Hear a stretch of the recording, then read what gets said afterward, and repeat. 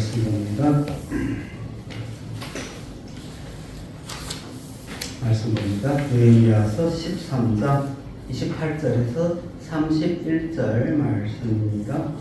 느헤미야서 13장 28절에서 31절 말씀 제가 읽어드립니다. 눈으로 함께 읽어요. 대제사장 엘리야십의 손자 요야다의 아들 하나가 호론 사람 산발랏의 사위가 되었으므로 내가 쫓아내 나를 떠나게 하였느니라. 내 하나님이여, 저희가 제사장의 직분을 더럽히고 제사장의 직분과 레위 사람에 대한 언약을 어기었사오니 저희를 기억하옵소서. 내가 이와 같이 저희로 이방 사람을 떠나게 하여 깨끗하게 하고 또 제사장과 레위 사람의 반열을 세우고 각각 그 일을 맡게 하고 또 정한 기한에 나무와 처음 인 것을 드리게 하였사오니 내 하나님이여, 나를 기억하사 복을 주옵소서. 아멘.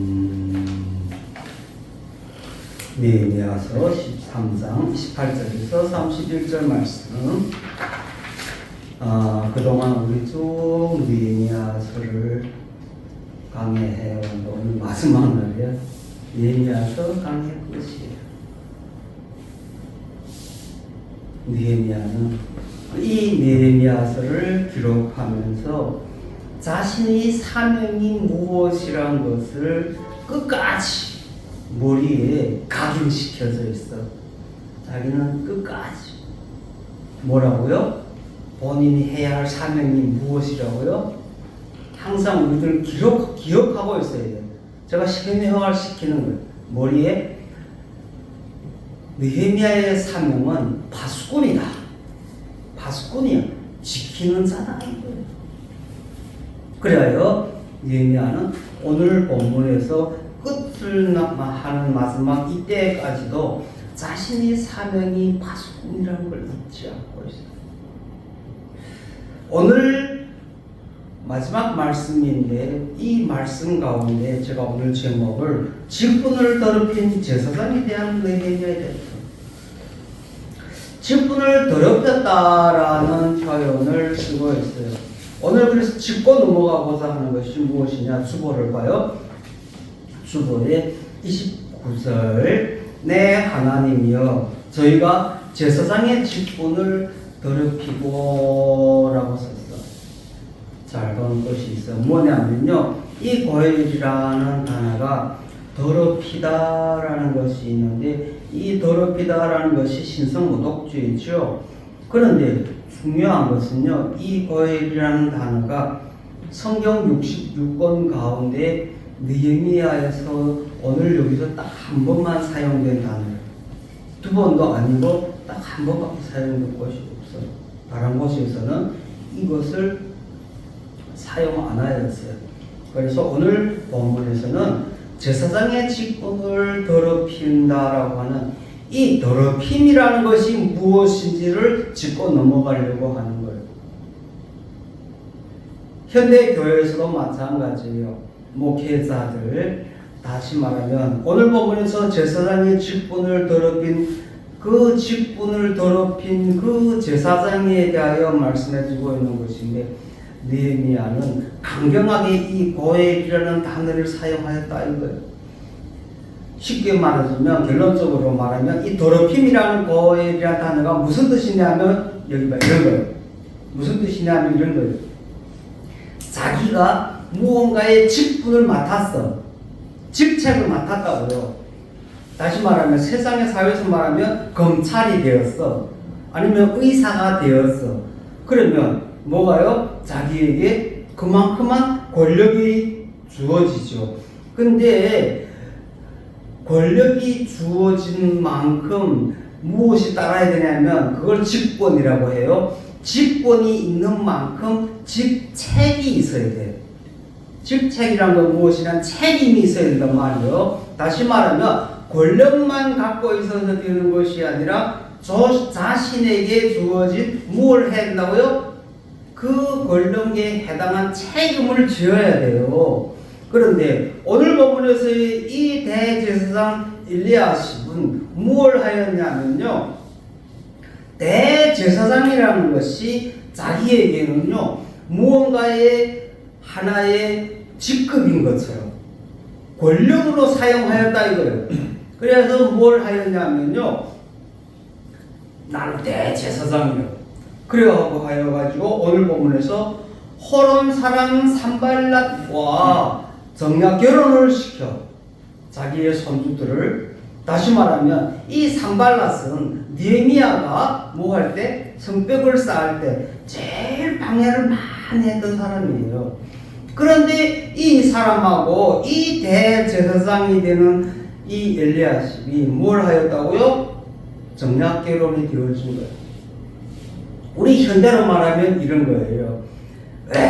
날 뭐 대통령이고 국회의원이고 뭐 의사 가정이요, 그런 집에 자식이 있는데 결혼 약혼식을 하는데 사돈이 만났는데 상대방의 사돈들은 무슨 가정이요? 저희들은 회사를 운영하고 있어. 뭔가에 끝발이 있는 거 아니에요. 그런데 상대방이 오는데 지금 농촌에서 벼농사를 하고 있어 이러면 상대방하고 뭐가 안 맞아요? 바란스가 안 맞다고 안 된다는 이런 것이죠. 정략 결혼이라는 것은 자기들의 권력과 또 상대방의 권력을 서로가 융합시켜 가지고 뭐 하려고요? 자기들의 권력을 이용하려고 자식들도 결혼시킬 때 사용하는 거예요. 이렇게 이 대제사장 엘리야십이 뭘 하였냐면요, 대제사장이라는 이 대제사장이라는 것을 무엇으로 갖고 있었냐면 직권인 줄 알고 있었어요. 아까 말씀드린 직권도 있지만요, 직책이 있다는 걸 알아야 돼요. 그런데 대제사장이라는 것이 그 무언가에 되어진 것 같아가지고 그것을 악용하였다 이거예요. 무엇을 악용하였어요? 자기 손주의 결혼하는데 악용하는데 어떻게 산발랏의 딸을 손녀 며느리로 삼는 역사가 있어요.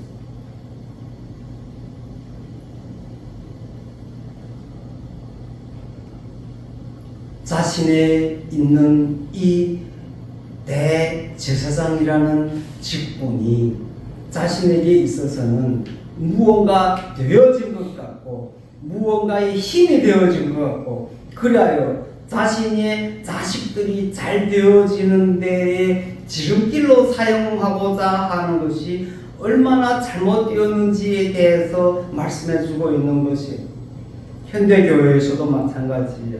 진정 목회자가 된 자들로서 그 목사가 직분인데 그 직분이 직권이 되면 안 되는 거예요. 뭐가 되냐? 직책이 되는 거. 아까 말씀드렸어요. 본인이 감당해야 될 일이 있어요.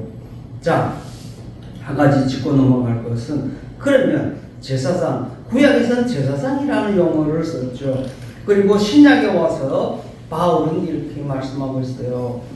하나님의 뜻을 따라 뭐가 되었다고요? 사도가 되었다. 그런데 뭐라고 그러냐면 하나님의 뜻을 따라 부르심을 받은 나 바울은 그런 대신 나아가 사도가 되었다라는 표현을 쓰고 있죠. 자, 볼 것이 이거예요. 하나님의 뜻을 따라 부르심을 받았다. 그러면 봐요. 여기는 하나님이고 여기에는 바울이야. 바울은 지금 하나님의 부르심을 받았어. 기억해요? 부르심을 받아. 하나님 쪽으로 가요. 부르심을 받았어. 그 다음 뭐가 되었다고요? 나 사도가 되었다 하고 있어. 부르심을 받아서 사도가 되었다라는 표현을 써요. 자, 무엇이냐면 우리 성경의 말씀을 의역할게요. 의역. 그래야만이 진정한 제사장이 무엇이며 해야 할 일이 무엇이고 사도가 무엇이고 어떻게 되어짐을 바르게 알겠어요. 이렇게 말씀하는 거예요. 하나님의 부르심을 하나님으로부터 부르심을 받아서 하나님께 갔어. 그 다음 뭐라고 말하면 그 뒤에다는 사도가 되었다라는 표현을 써요. 근데 이 사도라는 단어가 뭐예요? 원어에서 헬라어에서 아포스톨로스라는 단어예요. 아포와 톨로스의 합성어예요. 그래서 아포라는 건 무엇으로부터라는 뜻이고 톨로스라는 것은 보낸 자라는 뜻이에요. 그래서 뭐라고 하냐면 우리가 성경에서 그런 사람들을 대사다, 사자다 이런 표현을 쓰죠. 누구로부터 전쟁할 때 전쟁판에서 두 적군이 서로 싸우다가 휴전하였을 때 누구를 보내요? 대사를 보내서 서로가 담판할 수 있는 사람을 보내요. 이런 사람을 대사라고 부르는 거예요. 자, 그러니까 누구로부터 나는 뭐냐면요, 보내심을 받은 자다. 사도라는 거는요, 누구로부터 보냈다라는 단어예요. 그렇기 때문에 의역하면 이렇게 되는 거예요. 하나님께서 나를 불렀다. 그리고 사도가 되었다가 아니라 뭐냐면 하나님이 나를 부르시고 나를 뭐 했다? 보냈다. 이렇게 써야 돼. 우리 성경에서 하나님께서 나를 불렀다가 나를 보냈다. 이렇게 써야 된다 이거예요. 하나님이 불러서 사도를 만들었다 하면 사도라는 것이 뭔가 직책이 되어진 것처럼 느껴져요. 하지만 실제적으로는요, 의역하면 하나님이 나를 부르고 나를 보냈다는 거예요. 그러니까 보낸 것이 되지 내가 그것이 무언하면 직분이 되면 안 된다는 거예요. 나는 보내심을 받은 자예요. 보내심을 받은 자예요. 내가 사도야 뭔가 되어지면 나는 수제자야. 그러니까 뭔가 직급이 되어진 것처럼 하면 안 된다는 거예요.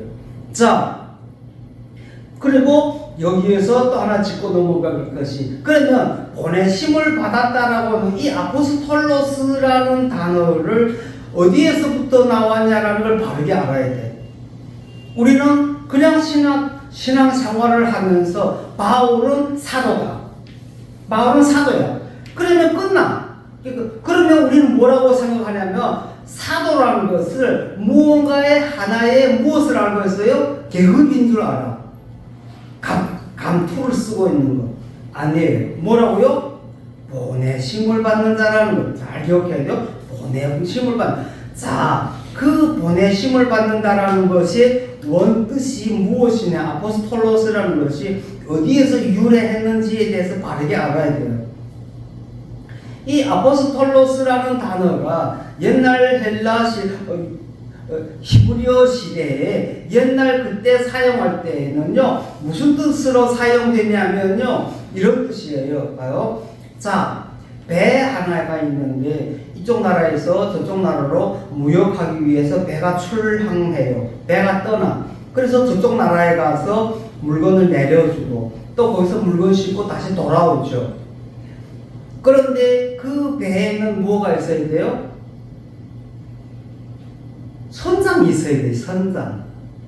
그러면 그 배의 주인은 뭘 하냐면 그 선장에다가 위임을 해. 너는 이 배를 가지고 저쪽 나라에 갔다가 물건을 내려주고 그 나라에서 다시 물건을 싣고 오너라. 이렇게 위임을 받아.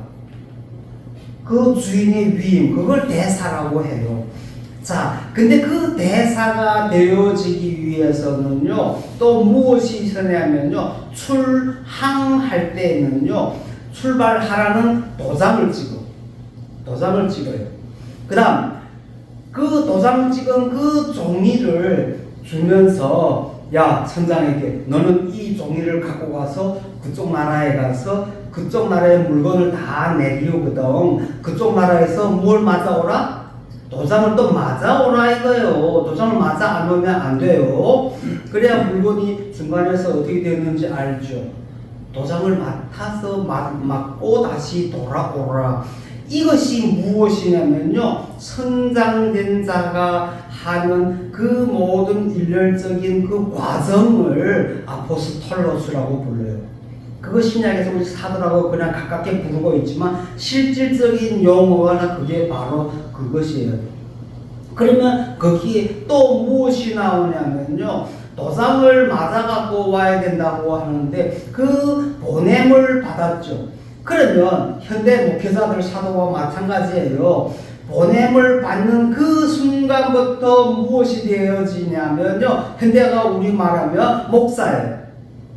목사가 그 배를 뭐 하고 있어요? 이제는 선장이 돼갖고 항행을 시작하는 거예요. 그게 목표예요. 그게 목표예요. 기억해야 돼요. 중요한 거예요. 중요한 거. 제가 이걸 금요일에 지난 화요일날 저기 특강을 하고 이번 금요일날 신해산에 가서 하고 다들 깜짝 놀라갖고 그 말씀이 어디에 있냐고 난리요. 없어요. 오직 누구에게만 있다? 이호영에게만 있다. 오직 이호영에게만 있다.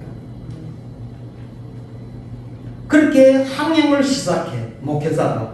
그러면 그 배 안에서 바다로 항행하고 가다 보면요, 그들은 어디로요? 새 나갈 틈도 없어. 현대 교회에서 교회 나오고 싶으면 나오고, 안 나오고 싶으면 안 나오고. 왜? 배가 아니니까.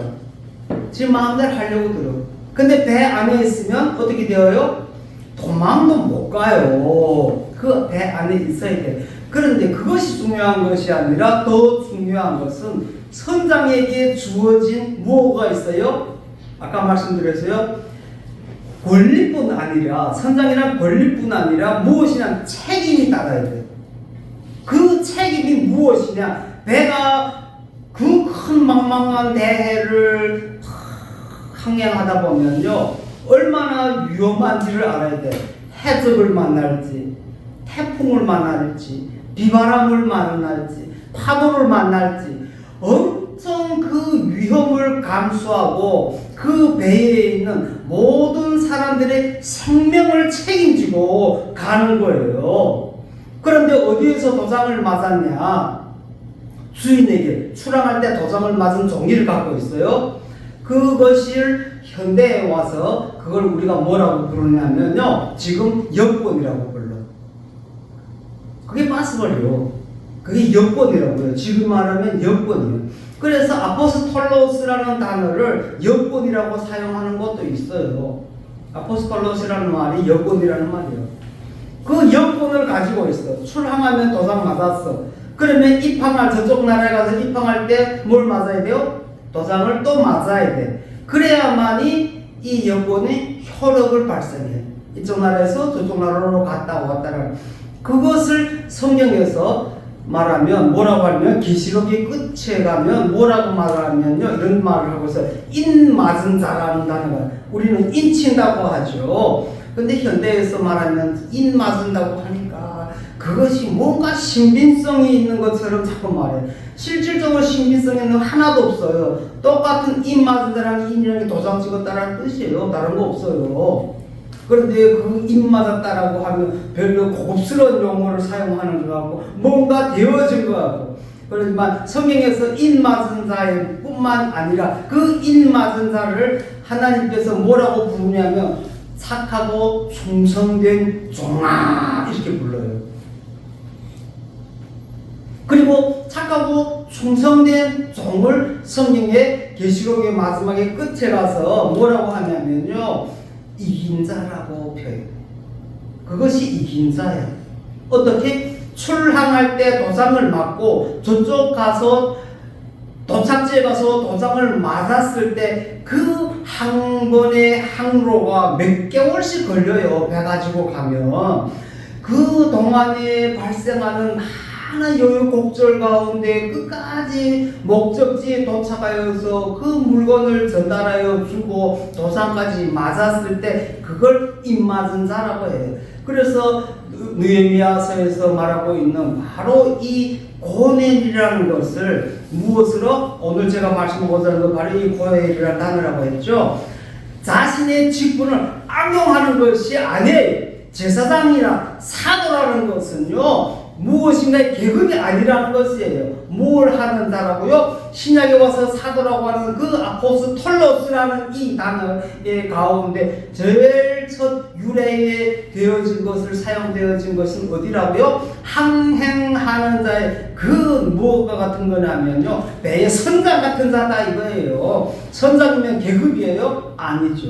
뭐 하는 것이냐면요, 출항을 할 때 그 주인으로부터 도장을 맞고 못 떠날 때면 개고장이 아니에요. 떠나는 그 순간부터 그 배에 대한 책임을 져야 돼요. 배가 뒤집혀질지, 파도를 만날지,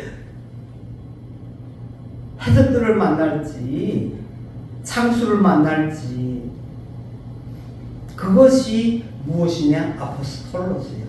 그렇게 제사장의 항로가 시작되어진 것을 우리는 아포스톨로스 보내심을 받았다라는 것이에요. 자, 그렇게 제사장의 직분을 받은 이 엘리야십이 하나님의 일을 해야 되며 섬기는 자에 되어야 되며 그 항해하는 제사장이라는 그 직책을 맡은 그때부터는 그가 해야 할 일이 있어요. 뭘 해야 되냐면요, 성전에서의 그 모든 임무를 완성해야 되는, 하나님께 잘했다 칭찬받고 그 도착지에 도장을 딱 맞을 때까지, 천국에 가서 도착했다는 도장을 맞았을 때 인자가 되어야 되는데, 이 땅에 있는 동안에 그것이 무언가에 되어진 것 같고 자기의 무언가의 직분이 되어진 것 같고 의리의리하고 나 대제사장이야 그러면 손자도 대제사장이에요? 하기는 나중에 대제사장이 될 수도 있겠죠. 어떻게 돼야 된다고요? 할아버지 당신이 잘해야만이 그 자식이 대제사장이 되는 거예요. 그런데 그 손주를 제일 악평 높은 그 호론 사람 산발랏의 딸을 취하게 하여주고 정략 결혼을 하게 되었다라는 사실이에요.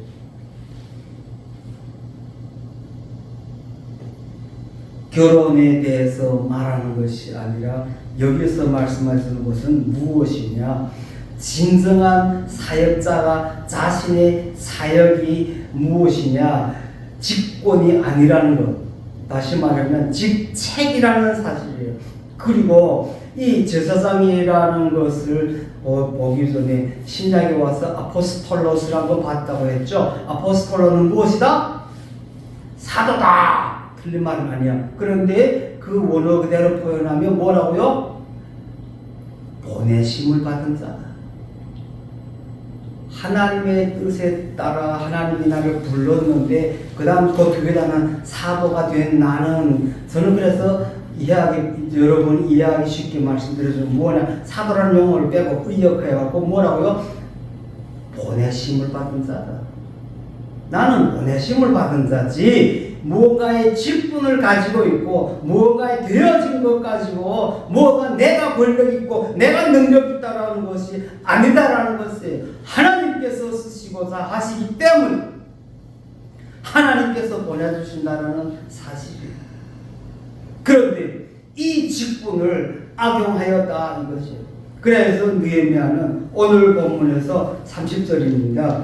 내가 이와 같이 저희로 이방 사람을 떠나게 하여 깨끗하게 하고 또 제사장과 레위 사람의 반열을 세워 각각 그 일을 맡게 하고, 맨 밑에 줄 2페이지 맨 밑에입니다. 내가 이와 같이 저희를 이방 사람을 떠나게 했다. 그러니까 대제사장뿐만 아니라 그 아래에 있는 레위인들이 이방 여인들을 취하였다라는 것이 성경에 이제 많이 나와졌죠. 에스라서에나. 그래서 그들을 뭘 해요? 가정을 이혼시켜서 다 내보내요. 이방인들을. 그래서 그들을 깨끗하게 하였다. 그리고 제사장과 레위 사람의 반열을 세워 각각 그 일을 맡게 하고, 3페이지 맨 위에까지 올라가는데 직역하여 놓고 제가 그걸 직역 못했어. 3일 동안 연구했는데 답이 안 나와. 아직도 답이 안 나왔어. 원어를 보면서 그 원어 안에서 말하고자 하는 것이 아리송하더라고요. 번역이 안 돼요. 그래서 쉽게 말하면 직역을 안 하고 의역을만 하면 의역. 그냥 이해할 수 있게 이런 거예요. 제사장과 레위 사람의 반열을 세우고 각각 그 일을 맡게 하였다는 것이 반열이라고 하였죠. 원래는 우리 솔로몬이 반열을 만든 거는 반차라는 단어가 들어가는데, 여기서 말하는 이 반열이라는 건요, 미시메레트라고 하는 건데, 이 메레트는요, 원래 뜻이 무엇이냐면요, 감독이야, 감독. 감시자를 말하는 거. 그러니까 반열이 아니죠, 원래는. 그러니까 원래 말하면 제사장과 레위 사람의라고 썼어. 근데 우리 성경 의인데 원어에서 에트가 들어가요. 그리고 라가 들어가면 무엇에 대하여 이런 뜻이에요. 그러므로 제사장과 레위 사람에 대하여가 되어지는 거예요. 원어대로 말하면 대하여 뭐 한다고요? 반열을 목적격이 아니라 무엇이냐고요? 감시와 감독을 한다라는 뜻이에요. 누구를? 제사장과 레위 사람을 감독하는 거예요. 감독. 그러니까 그들이 나쁜 일을 하나 주시해 본다는 이런 뜻이 들어가겠죠. 그리고 뒤에 말씀하고 있어요. 3페이지 위입니다. 세워서 각각 그 일을 맡게 하고, 우리 성경에서 세우고 맡아라고 표현을 썼는데 원어에서는요, 맡겨주었다라는 뜻은 없어요. 그들을 감독할 수 있게 각각이라는 뜻이 아슈리에서 에슈라는 단어인데, 에슈라는 거는 사람이라는 뜻이에요. 원어에서. 그래서 어떠한 사람을 이런 뜻이에요. 누구를 이런 뜻이에요. 그래서 그 일을 하고 있는 것이 이 멜라카라는 뜻인데, 이 멜라카라는 뜻도 바로 어디에서 왔다고요? 사자, 사신, 대리인을 파견했다. 그러니까 무슨 뜻이냐면 파견이라는 뜻이에요. 어떠한 사람을 파견하여 뭐 하였다? 세웠다. 무엇하기 위하여? 아까 말씀드렸어요. 에트와 레위 사람 의가 아니라 의의 뒤에 에트와 뭐냐면 라가 붙어갖고 제사장과 레위 사람들에 대하여 감시하는 어떠한 사람을 파견하여 세웠다. 이렇게 들어가야 돼요. 그것이 원래 맞는 말이에요. 그리고 그것에 F가 안 들어갔다고 하면 어떤 단어로 되어지냐면 오늘 본문과 똑같은 것이 되어지는 거예요. 뭐냐면요, 제사장과 레위 사람들을 뭘 한다고? 레위 사람에 대하여 감시하는 거예요. 레위 사람이 미시멜에 들어가 앞에 안 들어가고 뒤에 들어가면 무엇가 되어지냐면요, 파견한 사람이 감독자가 되는 것이 아니라, 그들을 감시하는 것이 아니라 관리하는 자가 되어지는 것처럼 되어져. 그래서 이 일을 우리 성경처럼 말씀드려주면 뭐냐면, 제사장과 레위 사람들을 새롭게 세웠다 이거예요. 새롭게 세웠다. 다시 감독으로 새롭게 세웠다. 누구를? 대제사장 엘리야십이 떨어졌으니까 거기에 대제사장이 새로 올라왔고, 그 밑에 줄줄이 뭐예요? 레위인들이 직분을 차지하고 있던 분들이 뭐가 되어져서 쫓겨났을 거 아니에요. 지금 느헤미야가 쫓아버렸잖아요. 그러면 그 자리가 공석이잖아요. 그래서 제사장과 레위 사람들을 새롭게 세워서 그 일을 파견자로서 그 일을 새롭게 맡았다라는 이런 또 뜻으로 돼요. 두 가지로 번역할 수 있어요. 그런데 저는 과감하게 무엇으로 번역하냐, 아까 먼저 앞부분에서 말씀한 것처럼 뭐냐면 그 일을 세웠다라는 그 일이라는 걸 멜라카라는 단어가 뭐라고요? 대리로 파견되었다라는 뜻이잖아요. 대리로 파견. 그러면 그것이 파송자예요. 그러면 그것이 무엇이냐? 하나님으로부터 사도라는 뜻이에요. 하나님으로부터 보내심을 받은 자가 되는 거예요. 그래요. 31절입니다. 또 정한 기한의 나무와 처음 익은 것을 드리게 하였사오니 내 하나님이여 나를 기억하사 복을 주시옵소서. 또 정한 기한의 나무와 처음 익은 것을 드리게 하였다. 우리 성경에서 정한 기한이라고 썼는데, 정한 기한이 아니라 원래 뜻대로 하면 무엇이냐면요, 기한이라는 것이 이 F가 무엇이야? 시간이라는 뜻이에요. 그런 어떠한 시간을 그 다음에 정한 기한이 아니라 시간을 정하였다 이 말이에요. 1년에 365일이고 12달이면 야 매년 가을 9월달만 되면 추수감사할 때 너희들은 나무와 처음 익은 열매를 두리시오 이렇게 시간 정해놨다 이거예요. 처음에는 무엇으로 되어졌냐면요, 은혜가 은혜라고 그들이 하나님의 은혜로서 먹을 것 입을 것을 제사장들에게 공급하죠. 그러니까 때와 시간과 정해둔 것이 없이 수시로 갖다 주게 돼 있어. 그런데 수시로 갖다 주다 보니까 주다가 얻을 때 잊어버리고 안 갖고 오잖아요. 그래야여서 오늘 여기서 말씀하고 있어요. 느헤미야가 뭐 했다고요? 우리 성경에서 정한 기한이라고 만들었는데 실질적으로는요 시간을 정하였다 이거예요. 이제는 그때면 무조건 갖고 와. 100일은 안 갖고 오더라도 그날에는 무조건 갖고 와. 그런 말씀을 하고 있는 것이에요. 다시 앞으로 갑니다. 정말 그 대제사장 엘리야십이 자신이 그 대제사장이라는 그 직권을 진정 악용하였다고 하면 고의적으로 자기 자신이 그것을 무엇으로서 내가 대제사장이니까 내 손주를 정작 결혼을 시키는 이런 자가 되었다면요 정말 그것은 신성모독죄예요. 현대 목회자들 가운데 하나님의 율법을 잘 안다고 하면서 다시 말하면 하나님의 말씀을 잘 알겠죠. 목회자니까. 그렇죠? 성경을 잘 알 거 아니에요. 성경을 알면서도 그 성경 안에 있는 하나님의 귀한 말씀을 알면서도 그것을 악용하여 갖고 자신이 목회자라고 하여 갖고 권세를 부리고 교회 안에서 무언가 되어진 것을 건가를 떼고 다니면서 누굴 이래라 저래라 그리고 지가 뭐가 신성이 되어진 것처럼 병을 고쳐준다고. 물론 병은 고쳐주는 것은 돼요. 누가? 하나님의 능력으로. 그런데 본인이 고친데 문제가 그것이 아니야. 본인이 고치는 것이 아니라 이거예요. 누가 고쳐주는 것이에요? 하나님이 하신다는 그것을 사도라고 불렀어요. 뭐라고요? 사도가? 보내심을 받은 자. 당신은 보내심을 받은 자지 당신이 하는 것이 아니라 이거예요. 그런데 뭐가 되어진 것처럼 본인이 한다고 하고 본인이 그것이 되어진 것 같은 이런 역할을 하고자 하고 있어요. 현대 목회자들이 정신 차려야 될 것이 바로 이 부분이에요. 돌아오는 14일 날 화요일 14일 지난번에 이걸 특강으로 앞부분에 거 했죠. 20절 쪽에서 걸 했어요.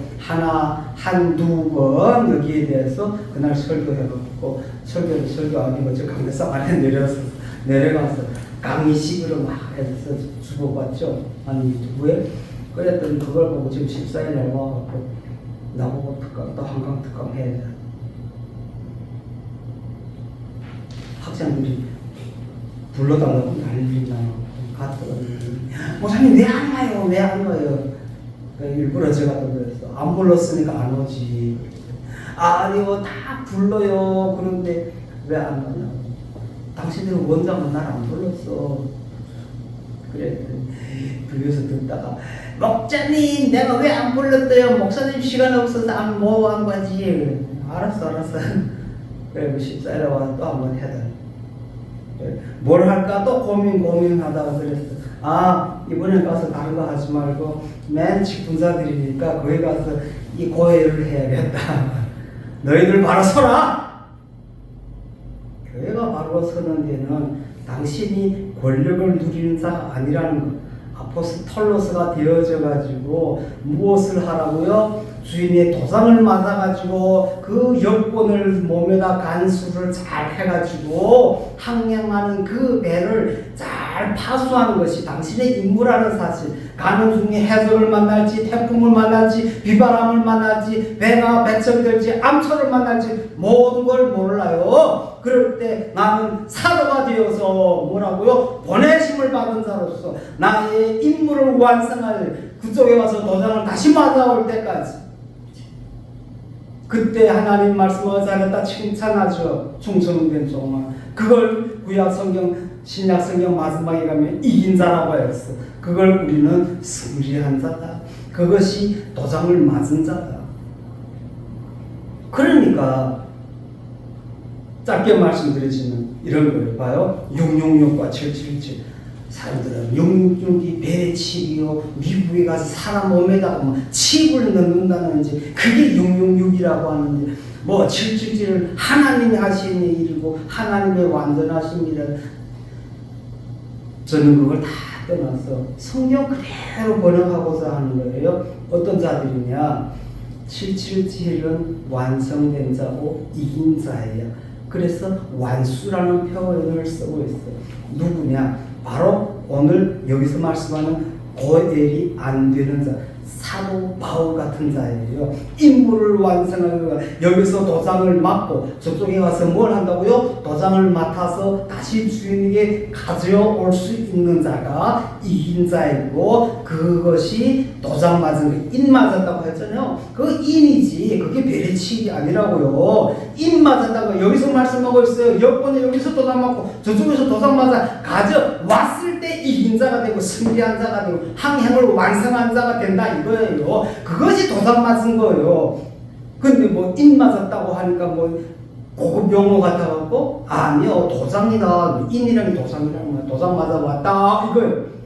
그런데 666은 어떤 자였냐? 그 쓸데없는 잘못된 번역들 자꾸 하지 말고 쉽게 우리말로 그냥 무엇이냐? 완성 못한 자를 뭐라고 부른다고요? 666이라고 부른다고요. 뭐가 잘 되어지고 이긴 자가 못 되어진 자를 뭐라고요? 666이라고요. 다시 말하면 배가 항행을 떠날 때까지는 한쪽 도장을 맞았어. 어떻게? 오늘 여기서 난 말씀은 대제사장 엘리야십이 대제사장이 되었어요. 근데 그는 자신의 인생의 항로를 배로 선장으로 가면서 잘못 살았기 때문에 어떤 도장을 못 맞았어요? 도착지에 도장을 못 맞았어요. 그것이 계시록의 마지막에 이긴 자예요. 이긴 자에게 맞아지는 그 도장을 인이라고 하는데, 그게 완성되어진 자에게는 777이라고 부르고, 완성 못한 자가 맞는 도장을 666이라고 부르는 거예요. 승리 못한 자. 오늘 여기서 대제사장 엘리야십과 같은 자들이 맞는 것이 바로 666이에요. 그런데 뭐 자꾸 쓸데없는 현대 무엇이고 이런 걸 따질 거 없어. 우리는 바르게 이해해야 돼. 성경이 다시 말하면 이긴 자에게 주어지는 것이, 그 도장은 뭐라고요? 777 완성되어진 도장을 맞는 것이고, 완성하지 못하고 대제사장 엘리야십과 같이 자신의 그 직책이 직분인 줄 알아가지고 남용하는 자들, 직분을 남용하는 자들, 이런 자들에게 맞아지는 것이 무엇이라고요? 666이요. 오늘 성경에서 그래서 느헤미야가 분명히 말씀해요. 내가 그들을 쫓았다. 도착지에 못 갔잖아요. 도착지에 못 간 자들이 바로 666 도장을 맞는 자들이에요. 다시 말하면 항행을 하느라고 가는 도중에 파도를 만났을 때 지가 살겠다고 그 안에 있는 사람들을 다 뿌리치고 배를 혼자 타고 도망가는, 그걸 신약에 와갖고요.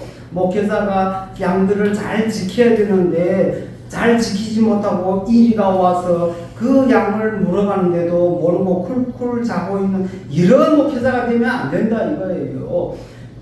자신의 그 해야 할 항로가 하나님이 잘했다 칭찬받고 이김의 도장을 맞을 그날, 하나님의 불러가시는 그날까지, 하나님의 보내심을 받은 시작 그때부터 이 교회라는 이 항로를 바르게 이끌고 가는 그 선장이 되어지는 것이에요. 그것이 바로 사도예요. 그것이 바로 오늘 말씀하는 대제사장이에요. 그것이 바로 현대 목회자들이 해야 할 사역이다라는 것이에요. 말씀을 마칩니다. 우리 수보면 마지막을 봐요. 요한복음 15장 1절로 4절 말씀 주거에 있죠. 제가 읽어드릴게요. 내가 참 포도나무요 내 아버지는 그 농부라. 무릇 내게 있어 과실을 맺지 아니하는 가지는 아버지께서 이를 제해버리고 무릇 과일을 맺는 가지는 더 과실을 맺게 하려 하여 이를 깨끗게 하시느니라. 너희는 내가 일러준 말을 이미 깨끗하였으니 내 안에 거하라.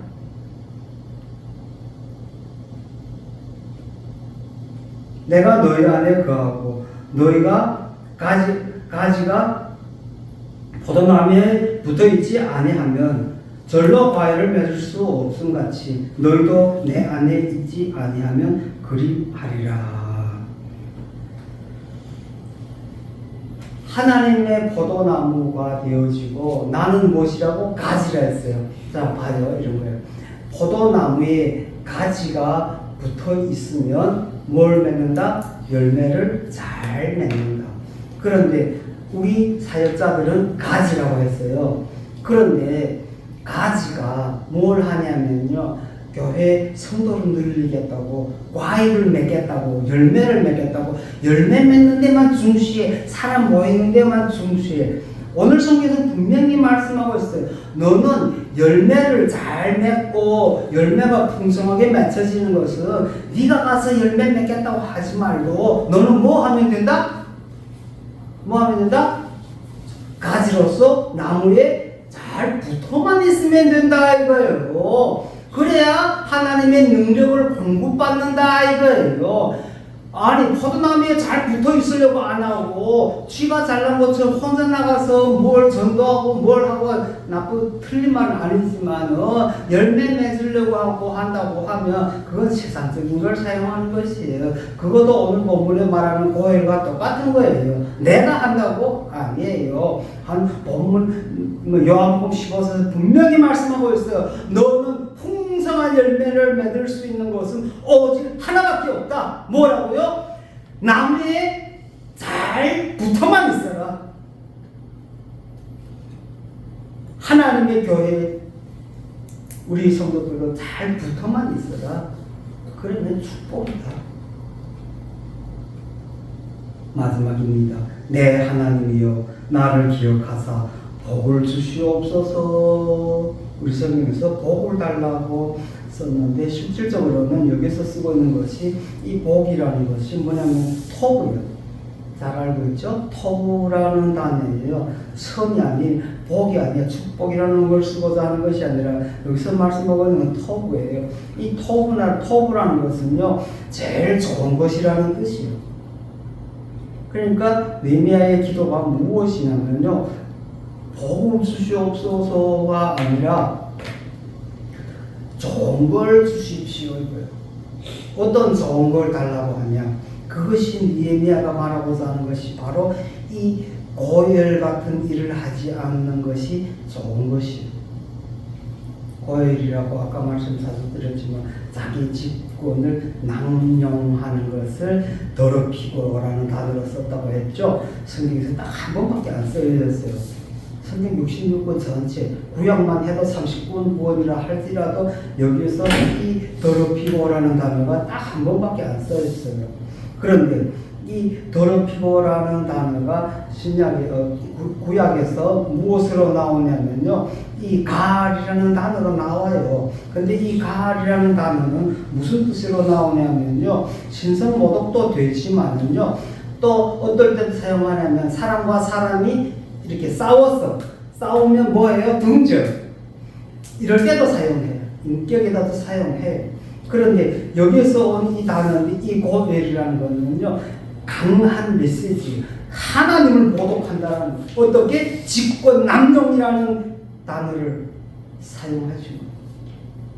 오늘 하신 말씀 여러분들과 정말로 나는 직권인지 직책인지 진정 나는 사도로서 이 항행을 책임진 자인지 이 책임을 나는 잘했다 칭찬받고 하나님으로부터 입맞은 자가 되어서 그 입맞은 것이 무엇이에요? 이긴 자가 되어지는 자가 되어요.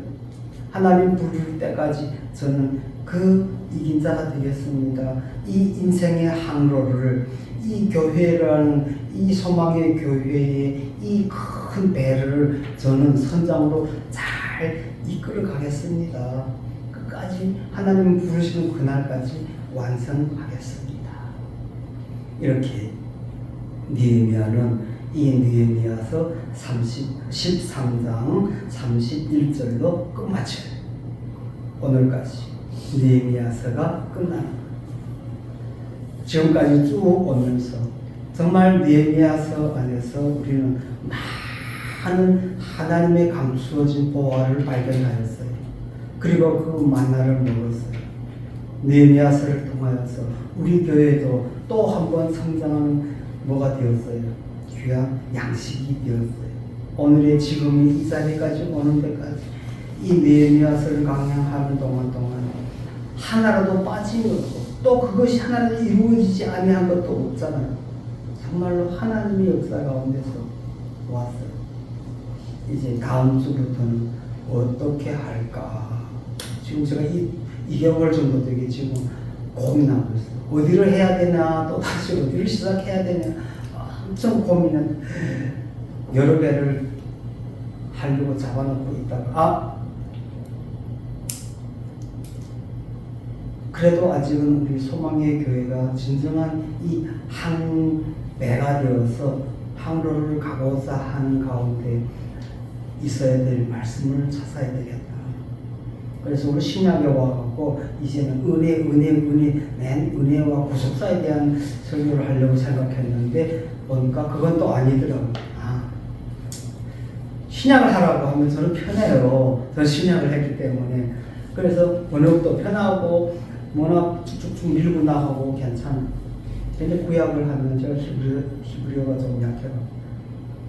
그런데 그래도 우리 이 소망의 배, 소망의 교회라는 이 배가 바르게 가고자 한다면 그 소망의 교회 그 항행 도중에 무너지지 아니하고 바르게 끝까지 그것도 환난과 고초, 암초가 있다 할지라도 해석들까지 만난다 할지라도 이겨나갈 수 있는 말씀이 있어야 돼요.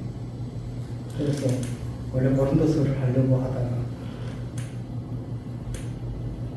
포기하고 그래도 우리 끝까지 갈 곳으로 가자. 진짜 우리에게 이 느헤미야서 안에서 우리가 발견해야 했던 그 보화와 같은 이런 말씀을 해야 되겠다라는 생각이 들어요. 그래서 다음 주부터 욥기 하면 집에 가서 욥기를 읽어.